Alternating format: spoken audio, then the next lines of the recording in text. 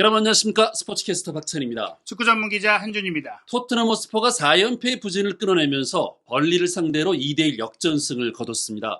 손흥민 선수는 이날 양팀 출전 선수들 통틀어서 가장 수준 높은 플레이를 펼치고도 공격 포인트를 하나도 기록하지 못했는데요. 동료 선수들이 손흥민 선수의 결정적인 패스를 골로 연결하지 못하면서 빅찬스 미스를 연발해서 통산 세 번째 프리미어리그 10-10 달성이라는 대기록이 무산됐습니다. 더불어서 손흥민 선수가 좋은 위치를 선점해도 패스가 오지 않아서 득점하기도 어려웠는데요. 이런 상황에 대해 공영방송 BBC와 프리미어리그 주간방송사 스카이스포츠의 중계진과 해설진도 손흥민 선수가 만든 기회를 놓친 토트넘 선수들을 질타하는 반응이 쏟아졌습니다. 프리미어리그 레전드 해설진이 포함된 영국 현지 중계 손흥민 선수에 대한 반응을 총정리해드리겠습니다. 2023-2024 시즌 프리미어리그 이제 정말 마지막을 향해 나아가고 있는데요. 37라운드 경기가 진행 중입니다. 먼저 밤 11시에 일제히 킥오프한 경기 결과부터 살펴드리면요. 그에 앞서서 맨체스터 시티가 풀럼 원정 4대0 대승을 거두며 선두로 치고 올라간 가운데 뉴캐슬 유나이티드가 브라이튼과 1대1로 비기면서 토트넘을 추월하기는 어려워졌고, 또 강등권에서는 루턴 타운이 웨스트햄 원정에서 선제골을 넣고도 3대1로 패배하면서 강등권을 벗어나기 어려운 상황이 됐습니다. 그리고 토트넘과 번리의 경기는 토트넘은 이번 경기를 못 이기면 챔스 진출이 무산되고, 번리는 이번 경기를 못 이기면 강등되는 외나무다리 싸움이었는데요. 스카이 스포츠의 이 헤드라인처럼 토트넘은 2대1 승리로 챔피언스리그 진출의 희망을 살렸고, 번리는 프리미어리그에서 2부 리그 챔피언십으로의 강등이 확정이 됐습니다. 그렇습니다. 자, 이 토트넘이 번리를 상대로 전반기에 워낙 대승을 거뒀기 때문에, 특히 이제 손흥민 선수의 활약이 워낙 컸기 때문에 저희들이 좀 조심스러웠지만 기대를 많이 하고 봤던 경기였거든요. 예, 이번 경기에 대해서 영국 스카이 스포츠가 경기 후 세부 데이터를 통해 분석한 내용을 보면 공격 위협도에 있어서 거의 토트넘이 혼자 공격을 한 것처럼 경기가 나와 있지만, 실제로는 번리의 역습도 조금은 만만치 않았어요. 물론 이제 그 위협도가 높지 않은 것은 번리가 역습을 했을 때 최전방 공격수로 사실상 올라와서 뛰었던 라르센 선수의 결정력이 아쉬웠다거나, 또 이 오도베르 선수의 개인적인 돌파를 통한 상황 외에는 득점에 근접할 만한 그런 슈팅이 나오지 못했다. 슈팅의 날카로움이 떨어졌다. 그래서 번리의 위협도가 그리 높지 않았고, 또 토트넘이 실점을 한 골밖에 안 했던 것이지, 다른 팀과의 경기였다면 사실 이번 경기도 이전 4연패를 당했던 그 팀들과 만약에 이번 경기를 똑같이 치렀다면 마찬가지로 전반전에 대량 실점을 하면서 완패를 했을 가능성이 굉장히 큽니다. 그렇기 때문에 사실 토트넘이 역전승을 거둔 것이고, 또 기대 득점을 실시간으로 보시면 전반전에는 오히려 이제 번리가 더 기대 득점이 높았어요. 네. 후반전 들어서야 토트넘의 기대 득점이 확 상승하면서 동점골, 역전골이 나왔던 것이고, 후반전 들어서야 토트넘이 상당수의 슈팅을 뿌리게 된 것인데, 그 과정에는 이번에도 이 포스테코글루 감독의 선발 전략은 조금 실패했다. 후반전 들어서 선수 교체를 하고 나서부터 경기력이 살아났고, 그 과정에는 손흥민 선수의 위치 이동이 있었다고 볼 수 있습니다. 그렇습니다. 사실 이제 올리버 스킵 선수를 선발로 왼쪽 레프트백에 기용한 것은 어쩔 수 없는 선택이라 하더라도, 저희들이 이제 승부 예측에서도 얘기했다시피 드라구신이 들어오고 판더벨을 왼쪽으로 돌리는 거 어떤가 이런 얘기도 참 많이 했는데, 포스테코글루 감독에도 고민이 있었겠죠. 결국은 후반전에 드라구신 들어오고 벤탄쿠르 들어오고 스칼렛 들어오면서 이제 변화를 좀 가져갔는데, 이런 것들이 좀 먹혀들면서 경기 양상도 달라졌던 것 같습니다. 사실 스킵 선수가 선제골을 내주는 상황 전까지는 안정적으로 경기를 하는 것처럼 보였어요. 하지만 결국에는 상대가 이제 결국 역습할 때는 스킵 쪽을 노렸거든요. 스킵 선수가 중앙 미드필드로서 활동량이 많고 열심히 뛰는 선수이긴 하지만, 기본적으로 측면에서기엔 속도가 떨어지고, 상대의 최고 공격 무기라고 할 수 있는 오도베르 선수가 토트넘의 왼쪽 뒷공간을 노리면서 속도감을 통해서 공격을 했거든요. 오도베르라든지 또 오른쪽 풀백인 아시뇽 같은 선수들이 많이 올라와서 스킵의 뒤쪽으로 공을 때려 넣으면은 스킵 선수가 알고도 쫓아가지 못하면서 뚫리는 상황들이 많이 연출이 됐어요. 그렇기 때문에 물론 반더벤 선수를 통해서 커버하도록 했는데, 사실 반더벤 선수가 직접적으로 이 왼쪽 측면에서 수비를 하지 않고 문전에서 거의 사수한 상황이 되다 보니까 쫓아 내려오다가 이미 수비가 무너진 상태에서 수비를 해야 됐거든요. 물론 이제 드라구신 선수가 이전에 출전 기회를 받았을 때 조금은 타이밍이 느리다거나 아쉬운 모습들이 있었고, 또 갑작스럽게 반더벤 선수를 왼쪽 풀백으로 놓고 드라구신을 센터백으로 놓는 것에 대해서 염려했을 수도 있어요. 네. 하지만 결과적으로는 스킵이 나간 다음에서야 드라구신도 뒤에서 막상 후방 빌드업을 잘해주고, 또 반더벤도 왼쪽 풀백에서 우도기의 그 인버티드 풀백 역할을 굉장히 잘해줬던 부분들이 후반전에 조금 이제 작용이 됐고, 또 하나의 부분은 손흥민 선수의 역할인데요.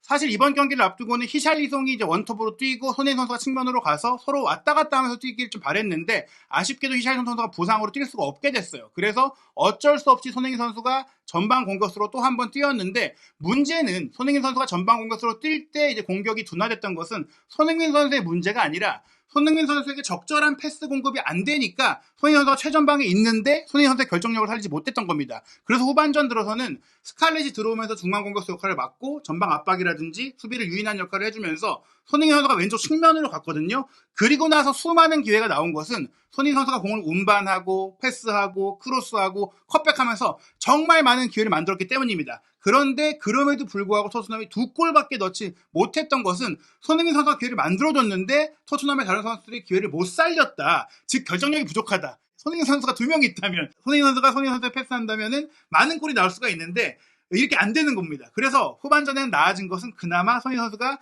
더 많은 경기 영향력, 공격 전개 과정에 영향력을 발휘하게 되니까 기회는 늘었는데 골은 많이 안 터졌다. 정말 답답한 상황이에요. 사실 손흥민 선수가 좋은 패스만 왔다면 정말 많은 골을 넣을 수 있는 선수인데, 그런 것들이 좀 아쉬웠다 보니까 결국 후반전 들어서는 손흥민 선수가 기회를 만드는 역할에 주력하면서 역전할 수 있었다는 겁니다. 그렇습니다. 전후반 경기 기록을 보면은 기대골 값이 이제 2.50이었습니다. 지금 뭐 2대1로 승리를 거뒀는데 훨씬 더 많은 골을 기록할 수 있었다는 거죠. 보통 기대골은 정말 이 확률을 보는 건데, 그러니까 이날 경기 득점할 확률보다 적게 득점을 했다는 거고요. 네. 슈팅 숫자를 보시면 21대 7이니까 3배나 토트넘이 더 많이 슈팅을 했어요. 그렇습니다. 21개나 슈팅을 때렸는데 2골밖에 안 나왔다는 것은 거의 슈팅 10개당 1골밖에 안 나왔다는 네. 얘기고요. 유효 슈팅을 보더라도 9개예요. 이것도 거의 뭐 넓게 봤을 때는 10개 정도 슈팅을 때려서 2개 나왔다. 슈팅당 득점 전환율이 크게 떨어지는 건데, 여기서 더 주목할 기록은 빅 찬스가 5개가 있었다. 그렇습니다. 근데 막상 토트넘이 2골을 넣었잖아요. 그 2골은 빅 찬스에서 나온 것도 아니었어요. 포로의 중거리 슛, 판더벤의 말도 안 되는 원더골이었다. 즉 빅 찬스 미스가 5개나 있었다라는 것이 바로 맹점인데, 손흥민 선수의 기록을 보시면 물론 이 빅 찬스 5개를 다 손흥민 선수가 만든 것은 아니지만, 손흥민 선수가 기회 창출, 키패스를 5개나 했다. 손흥민 선수가 끌어낸 슈팅만 5개였고 손흥민 선수가 시도한 슈팅도 4개가 있었는데, 주목할 점은 손흥민 선수의 슈팅 같은 경우에는 빗나간 슈팅이 하나밖에 없을 정도로 매우 정확했다는 겁니다. 그런데 이렇게 과감한 창의적인 키패스도 하고 또 슈팅도 때리면서 정확했고 드리블 성공률도 100%였는데, 이런 경기를 하게 되면 패스 성공률은 떨어질 수밖에 없거든요. 네. 왜냐면 도전적인 축구를 패스를 해야 되니까. 근데 패스 성공률도 무려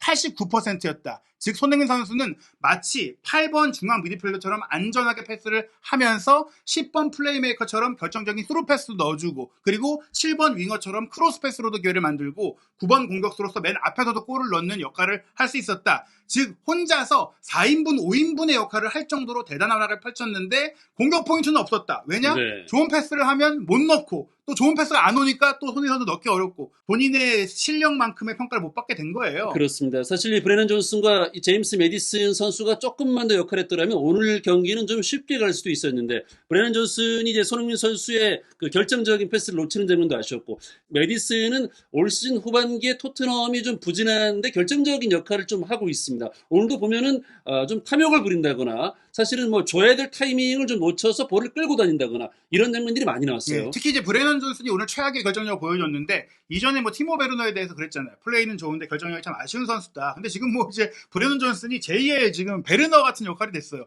토트넘이 이날 경기 5개의 빅찬스 미스를 했는데 그중 3개를 브레넌 존슨이 했다. 그리고 무엇보다 손흥민 선수가 연결되었던 골문이 비어있는 상황에서 네. 이 5개의 빅찬스 그 중에서도 가장 컸던 기회를 브레넌 존슨이 날려먹었던 것이 너무나 충격적이었고, 그렇기 때문에 키패스를 4개나 기록하고도 이제 거의 평점이 6점대가 나왔던 것이고, 메디슨은 지금 평점 7.7점이 나오고 있는데 패스 성공률이 89%, 키패스가 3개, 뭐 유효 슈팅도 있었고, 뭐 시도한 슈팅 중에 또 2개가 블로킹에 걸렸고, 드리블 성공률 100%, 뭐 이렇게 지표상으로는 좋아 보이지만 템포가 늦었고 타이밍이 좀 늦었고 또 빅찬스 미스도 있었고, 전반적으로 사실은 메디슨이 전반기 한참 좋았던 때의 모습과 비교한다면 이번 경기 역시 굉장히 부진했다라고 볼 수 있습니다. 그렇습니다. 이 제임스 메디슨의 경우는 사실 저희들이 이제 정량평가, 정성평가 이런 얘기를 하잖아요. 정량평가로 놓고 본다면 뭐 저런 수치가 나올 수 있습니다만, 저희들 그 감성적으로 느꼈을 때 결정적인 기회를 놓쳤거나 볼을 끌어서 사실 전체적으로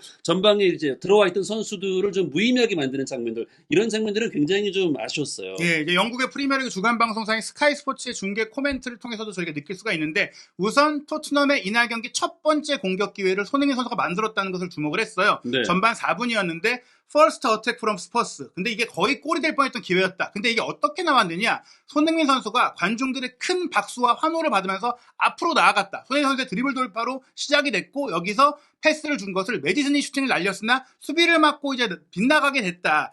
표현으로만 보자면 메디슨의 슈팅이 뭐 6탄방에 막혔겠구나 싶겠지만, 이 장면을 디테일하게 살펴보면요, 손흥민 선수가 자기 진영에서 중앙 전방 공격수임에도 불구하고 가짜 9번처럼 마치 플레이메이커처럼 내려와서 공을 혼자 끌고 올라온 이후 3, 4명의 번리 선수, 실제로 반대편에 5명 정도의 선수를 일거에 무너뜨리는 대각 선수를 패스를 사실은 사르를 향해서 보낸 거거든요. 네. 근데 이제 사르가 공을 잡으려고 더 좋은 위치로 템포를 가지고 오고 있었는데, 메디슨이 꾸역꾸역 그 사르의 앞을 차지하면서 이 공을 마치 빼앗아내는 것처럼 가져가서 조금 이제 슈팅을 가져가다 보니까 타이밍이 늦어졌고, 그래서 블로킹이 걸린 거예요. 그렇습니다. 사실 메디슨 선수가 최근에 이제 선발로 나오지 못하고 포스테코글루 감독도 이 선수를 어떻게 쓸 것인지도 고민을 또 많이 했었잖아요. 오늘 보면은 이 선수가 좀 심적으로 약간 쫓기고 있는 게 아닌가 이런 생각이 들 정도로 급하게 처리하거나 아니면 조금만 여유가 있으면 사르에게 넘겨줬더라면 훨씬 좋은 찬스가 날 뻔했는데, 이걸 본인이 이제 슈팅으로 가져갔단 말이에요. 여기서 만약에 골이 들어갔더라면 토트넘이 오늘 쉽게 갈 수 있었겠죠. 사실 이 장면 같은 경우에는 손흥민 선수가 스루 패스를 줄 때 사르가 공을 받아서 메디슨에게 주는 옵션도 나올 수가 있기 때문에, 메디슨이 사르와 동선이 겹치게 들어가는 게 아니라 가운데 쪽으로 침투해 들어갔다면은 사르에게 또 상대 수비가 갈 수 없도록 벌리는 역할을 이제 네. 해줄 수 있거든요. 더미런이 가능하거든요. 그러면은 사르는 달려 들어오면서 바로 슈팅을 때릴 수 있기 때문에 더 편안하게 정확하게 슈팅을 때릴 수 있었고, 혹은 슈팅을 때리려고 할 때 만약에 수비 한 명이 6탄방울 들어온다면 뒤에 저 손흥민 선수 다시 내줄 수도 있고, 혹은 반대편에 있는 쿠루세스키에게 줄 수 있고, 여러 루트가 생기는 건데, 메디슨이 저걸 슈팅하려고 억지로 공을 잡다 보니까 이 기회가 무산됐던 겁니다. 그렇습니다.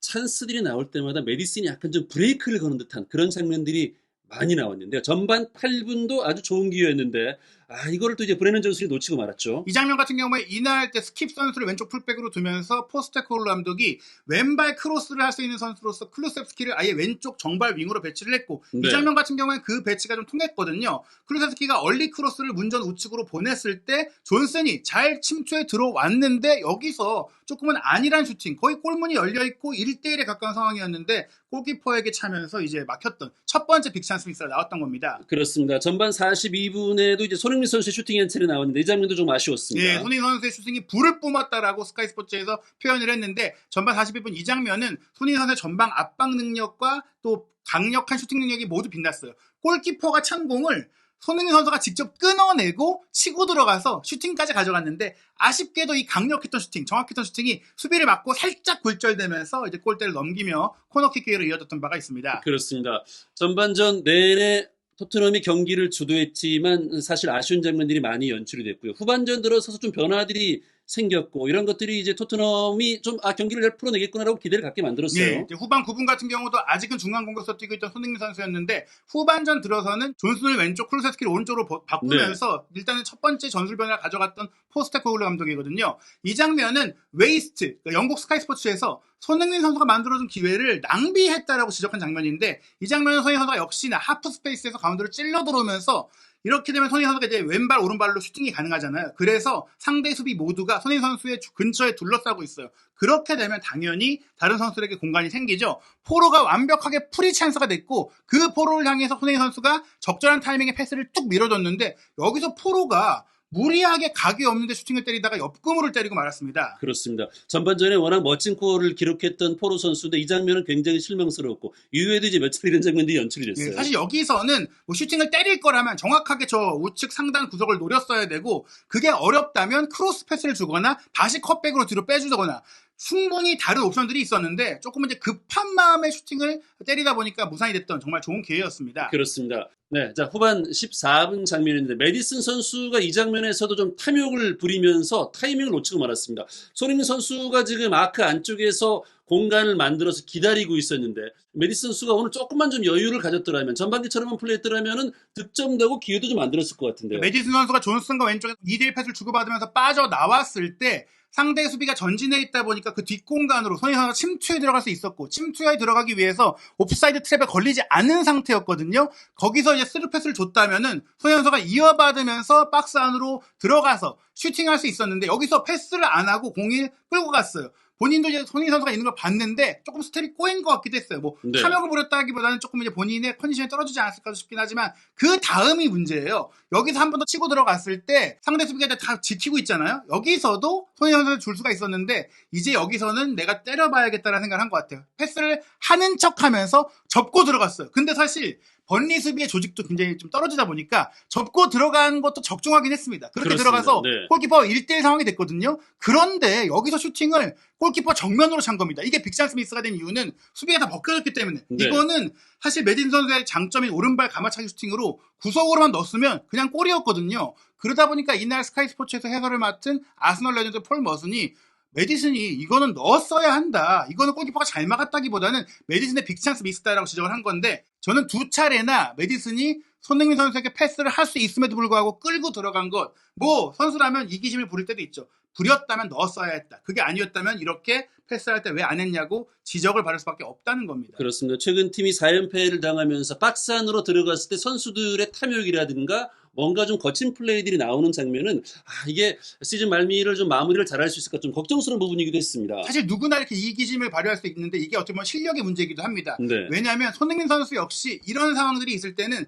보통 이제 본인이 슈팅을 그냥 때리는 게 가장 편안한 선택인데 항상 동료를 찾아내고 또 연결해 준다는 거. 이게 바로 축구 지능이거든요. 그렇습니다. 후반전 26분 장면인데 영국 스카이 스포츠와 이제 BBC 중계진들이 손흥민 선수가 정말 영리하게 브릴리언틀리하게 열어줬다라고 얘기했어요. 이것도 이제 포로 선수에게 또 한 번 기회를 준 거잖아요. 이 장면 같은 경우도 손흥민 선수가 중앙 공격수로서 3, 4명의 버니 선수 사이를 흔들어내고 탈압박한 이후에 오른쪽으로 이제 싹 돌면서 침투에 들어온 오버래핑하는 포로를 향해 좋은 패스를 내줬는데 여기서도 앞서서 이제 옆구무를 때린 것처럼 포로가 너무 급하게 슈팅을 때렸고 이게 빗맞으면서 아예 엉뚱하게 빗나갔거든요. 네. 이 장면에 대해서 스카이 스포츠는 말씀드린 대로 눈부시게 영리하게 정말 멋지게 열어줬다. 공간을 만들어줬다. 그리고 BBC 같은 경우도 정말 잘 돌아서면서 상대를 트러블에 빠뜨렸다. 그리고 포로를 정말 잘 찾았다. 이거는 골을 넣었어야 했다. 또 이런 또 반응들이 나왔습니다. 그렇습니다. 네, 오늘 그 손흥민 선수가 번리를 상대로 본인의 좀 이타적인 플레이들이 굉장히 좀 많이 나왔는데 후반전 29분에 토트넘의 포스테코글로 감독이 3명의 선수를 동시에 교체하면서 전술의 변화를 가져갔습니다. 손흥민 선수가 이제 왼쪽으로 이동을 했죠. 사실 이 교체 전까지는 손흥민 선수가 중앙 공격수로 뛰면서 사실상 중앙 공격수로서 패스를 못 받고 미끼 역할을 하거나 아니면 좌우 측면으로 이동하면서 패스를 주거나 앞선 장면처럼 뒤로 내려와서 플레이메이커처럼 스루패스를 찔러주는 역할들을 했잖아요. 네. 그러면서 기회를 많이 만들었는데 왼쪽 측면으로 이제 스칼렛이 들어오면서 이동하고 또 가장 중요했던 것이 손흥민 선수가 왼쪽에 뛸 때 중요한 게 풀백들의 지원이고 특히 인버티드 풀백으로 우도기가 스트라이커와 손흥민 선수 사이로 들어오면서 연계해준 부분들 그런 것들이 잘 통했거든요. 스킵이 그런 역할을 해주기 어렵다라고 아마도 포스테코글로 감독도 생각을 하면서 마침내 좀 골을 노리면서 드라고신을 넣고 반더벤 선수를 왼쪽 풀백으로 올렸는데 그게 적중을 합니다. 그렇습니다. 자, 76분 장면인데요. 손흥민 선수가 이제 왼쪽 측면인데 벤탄쿠르가 손흥민 선수를 보고 잘 줬죠. 예, 그 다음에 이 벤탄쿠르와 손흥민 선수의 사이 공간으로 반더벤 선수가 빠르게 달려 들어오니까 네. 글로 들어가는 선수를 막을 선수가 번리는 없었고 3자의 움직임이 들어오니까 더더욱 커버할 수가 없었고 힘도 좋고 빠르니까 손흥민 선수가 그 반더벤에게 패스를 툭 밀어줬을 때 반더벤이 프리하게 박스안까지 들어가서 컷백을 줬는데 이게 조금 깊게 들어가면서 골키퍼에게 막혔지만 마침내 토트넘이 전반기에 잘하던 플레이가 나왔다. 즉 저희가 계속 얘기 드렸잖아요. 우도기가 부상으로 빠졌을 때라면 왼쪽 풀백으로 반더벤을 쓰는 게 어떠냐. 왜냐하면 벤 데이비스가 있을 때도 사실은 벤 데이비스가 속도나 이런 파괴력이 좀 떨어지고 로얄은 오른발잡이다 보니까 또 왼쪽에 갔을 때 플레이 패턴에 제한성이 있고 스킵은 아예 풀백을 해본 적이 없는 선수이기 때문에 드라고신이 있으니까 드라고신을 네. 뒤에 받쳐놓고 반더벤을 왼쪽 풀백으로 놓고 반더벤에게 키도 크고 결정력도 있으니까 우도기 역할을 맡겨보면 어떻겠느냐 이런 얘기를 드렸었는데 좀 조심스럽게 아마도 실점에 대한 걱정을 했을 것 같아요. 근데 결국에는 이게 좀 먹혀 들어가는 장면이었거든요. 그렇습니다. 후반전 33분에 이제 결정적인 기회가 만들어졌는데 아스널의 레전드 머스는 어떻게 저걸 놓칠 수가 있냐? 아니 저걸 득점을 했어야 하는 건데 누구라도 넣을 수 있는 득점 아니었나 이렇게 좀 봤던 것 같습니다. 예, 이 장면에 대해서 영국 스카이 스포츠 중계에서는 왼쪽에서 손흥민 선수가 번뜩였고 백포스트를 향해 공을 날렸고 존슨이 다리를 내밀어서 어떻게든지 공을 건드려봤지만 골문 밖으로 내보내고 말았다. 네. 1야드 앞에 거리에서 골문 바로 앞에서 놓쳤다고 하면서 뭐 현지에 있는 기자, 뭐 이제 스카이 스포츠의 마시 기자는 맙소사 그러면서 손가락, 발가락 하나, 발톱 하나만 닿았어도 들어갈 수 있었던 기회인데 어떻게 이걸 놓치냐. 존슨은 오늘 몇 번이나 빅찬스를 놓쳤다라고 하거든요. 이 장면이에요. 바로 드라고신이 들어왔을 때 이 기점 패스를 잘 뽑아줬어요. 그러니까 네. 드라고신도 잘할 수 있다는 걸 보여줬고 그 패스를 받은 손흥민 선수가 꽤 먼 거리에서 문전 근거리까지 단독 돌파로 번개같이 치고 들어왔어요. 그래서 자신 쪽으로 수비를 다 몰아놨죠. 모두가 지금 버니 수비 4명이 다 손흥민 선수만 보고 있잖아요. 그러면서 반대편의 존슨이 완전히 프리 찬스가 됐고 또한 앞서 반더벤의 크로스는 막혔잖아요. 손흥민 선수는 막히지 않게 감아가지고 날카롭게 존슨에게 정말 미친 크로스를 줬는데 보세요. 아니 골대 앞이 비어있는데. 그렇습니다. 사실 이 장면은 손흥민이 저쪽으로 가면 존슨은 반대쪽에서 이제 옵사이드를 의식하면서 들어갔어야 되거든요. 이게 거의 최근에 좋았을 때 존슨과 뭐 손흥민 그리고 베르너, 뭐 손흥민 이런 선수들이 만들어내는 패턴이었단 말이에요. 예, 이거는 그냥 건드리기만 하면 들어갈 수 네. 있는 장면인데 이게 이 타이밍을 못 잡은 거죠. 잡으면서 바깥으로 차고 말았습니다. 정말 엄청난 빅찬스 미스였어요. 그렇습니다. 거의 이제 손흥민 선수가 브레넌 존스에게 밥상을 차려줬다. 뭐 이런 표현이 나올 정도였습니다. 볼 오너 플레이트 이게 바로 이제 영국에서 많이 쓰는 이제 쟁반에 담아서 예쁘게 갖다 준 거잖아요. 이게 한국식 표현으로 하면 밥상 차려준 건데 이거를 브레넌 존슨이 날려버리고 말았다. 골문 바로 앞에서 1야드 앞에서 와이드 밖으로 날렸다. 이렇게 평가를 하게 된 겁니다. 그렇습니다.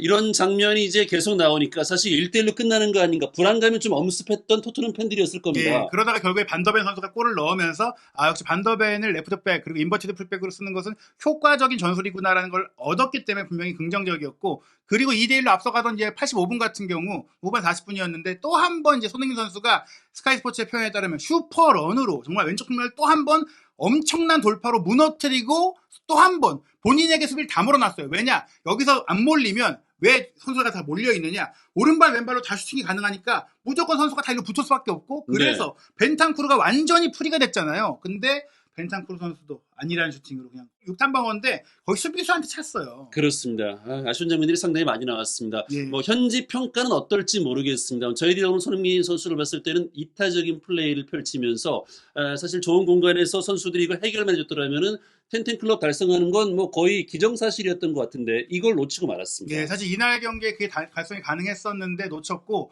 오늘 경기까지 프리미어리그의 올 시즌 빅찬스 메이킹 큰 기회 창출 기록을 보시면 손흥민 선수가 18개를 기록을 했어요. 네. 18개의 어시스트도 가능할 정도의 기회를 만들어준 건데 결과적으로 실제 어시스트는 9개다. 즉 손흥민 선수가 이 빅찬스의 실제 도움으로 전환되는 게 50%밖에 안 된다는 게 좀 충격적이죠. 물론 이제 살라 선수도 물론 22개나 만들었지만 10개밖에 이제 어시스트가 안 된 건 또 다른 이제 리버풀의 전문적인 빅찬스 미스 선수죠. 다르엔 누네스가 있기 때문이고 그렇습니다. 네. 맨유의 이제 브루노 페르난데스도 20개의 빅찬스를 만들고도 7개의 돈밖에 안 됐던 부분들이 있고 또 이제 더브라이너는 사실 뭐 전반기를 부상으로 다 날렸는데 거의 후반기만 뛰고도 19개의 빅찬스에 거기다 9개의 돈을 벌써 쌓아 올렸어요. 하지만 이 선수들 정말 프리미어리그를 대표하는 플레이메이커이자 이제 2선의 공격수들인데 그들만큼의 정말 기회를 창출하고 있다라는 점 특히 에버튼의 드와이트 맥닐은 아예 이런 빅찬스를 만드는 게 전문인 선수인데 그 선수보다도 손흥민 선수가 많은 빅찬스를 만들고 있다는 거.